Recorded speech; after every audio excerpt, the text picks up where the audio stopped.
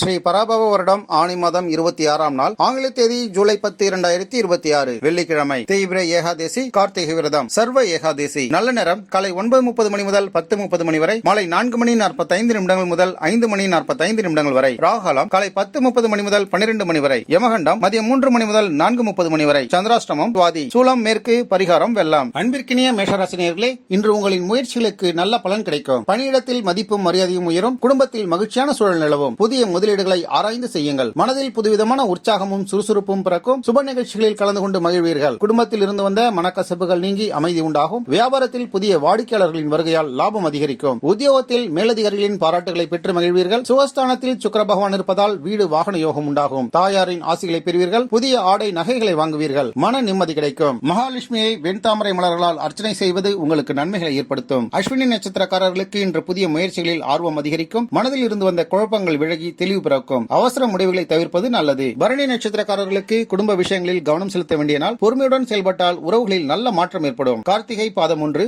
தன்னம்பிக்கை அதிகரிக்கும். எதிர்பார்த்த காரியங்களில் படிப்படியான முன்னேற்றங்கள் காணப்படுகிறது. அதிர்ஷ்டமான எண் 9, அதிர்ஷ்ட நிறம் சிவப்பு, அதிர்ஷ்டமான திசை கிழக்கு. நம்ம வேர்ல்ட் பிரின்ஸ் சேனலை மறக்காம சப்ஸ்கிரைப் அண்ட் ஃபாலோ செய்து கொள்ளுங்கள்.